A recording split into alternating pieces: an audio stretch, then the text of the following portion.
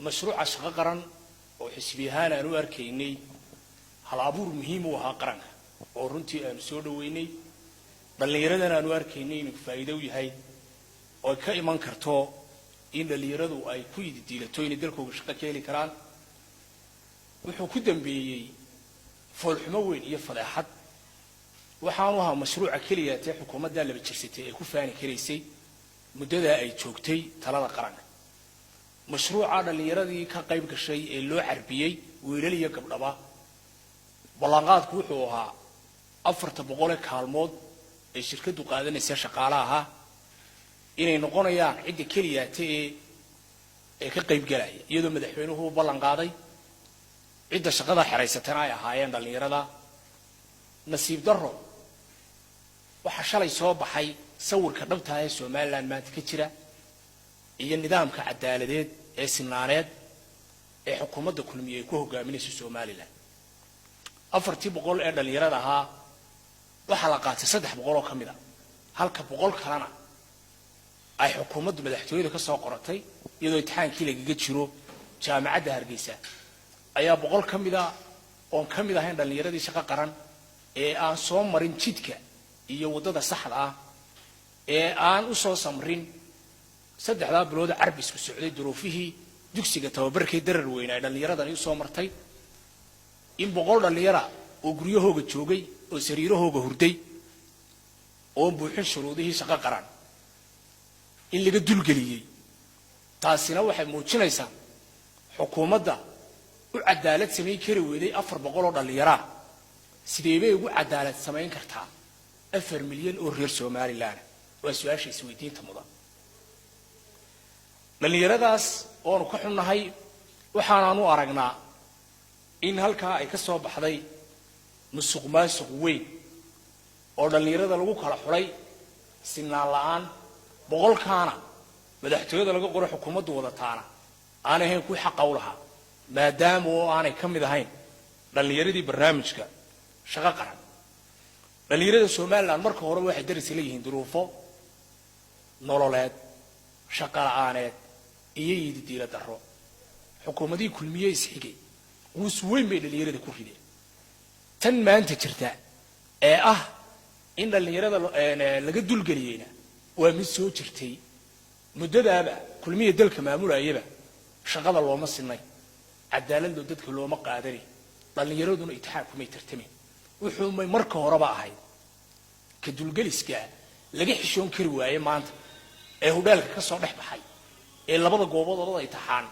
midna xukuumaddu wadato midna uu haaki cadaalad ah ay wax weeyaan ay ka soo baxday waxaanu anagu marka horeba ogeyn oo aanu in badan ka hadalnay shaqooyinka loo sinaado dhalinyaradii ka timi Sool iyo Sanaag ee gobolada durugsan ka yimi markii hore waxa barkood lagu yiri taxaanka 2 toddobaad baa dib loo dhigay markay dib u noqdeen inay Ilaahay soo tabaabushaysta imtixaankii laba cisho kadib baa la qaaday taalaftigeeda iyadana aanu arkin inay ku tahay niyad jab iyo waxaana dhalinyaradu mudnayn oo aanay geeyin boqolkan ka daba yimina waxay muujinayaan inaan dalkan cadaalad iyo sinaan xisbiga kulmiye aan ku maamulay shirkadda laftigeedana waxaan ognahay dadka shareholderiska ka inay yihiin dad madaxtooyada ka dhow oo kamid ah oo inuu garanaynaa nidaamyada sadbursiguna jidka ay maraan dalkan maslaxyo badan baa soo maray waynu garanaynaa taariikhdoodii halkay ku dambeeyeen waxaanu ummadda u sheegaynaa inaanay ina dhaqaynin maalinba ninka jooga inta ka agdhow inuu uga sodburiyo inta kale reer Soomaaliland dalkan cadaalad buu doonaya sinaan buu doonaya walaalnimo buu doonaya wada jir buu doonaya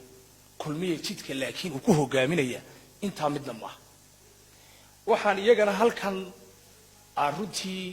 ugu aqoonsanahay inay yihiin afarta dhalinyaro ee shalay toolo ka hadlay qarin kari waayay foolxumada taala dalka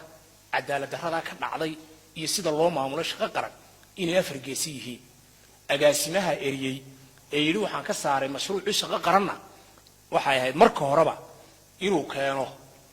dhalinyaro u sima shaqada oo boqolka madaxtooyada laga keenay inuu diiday yahay marse haddii ay boqolkaasi seegtay inuu carada kula dhaco afarta runta sheegay ma naafilay waxaana ugu baaqayaa agaasimaha laftigiisu mashruucii ugu horreeyay loo dhiibay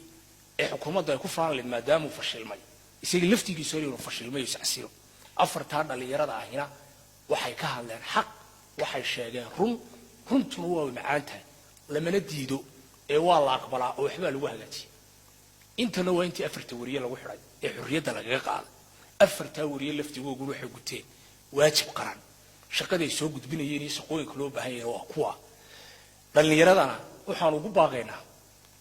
inay cadaaladda u midoobaan iyo sinaanta inaanay marnaba aqbalin in lagu kala sooco deegaamo iyo waxa weeye gobollo oo aan loo kala abtirin Somaliland xalkeeda inay dhalinyaradu leeyihiin xukuumaddan cod dheer waxaan ugu sheegaynaa haddii idin cadaalad samayn kari weydeen 400 oo dhalinyaro Somaliland sidee bay ugu cadaalad samayn karaysaa